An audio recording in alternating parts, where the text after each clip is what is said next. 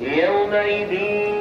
يتذكر الإنسان وأنى له الذكرى يقول يا ليتني قدمت لحياتي فيومئذ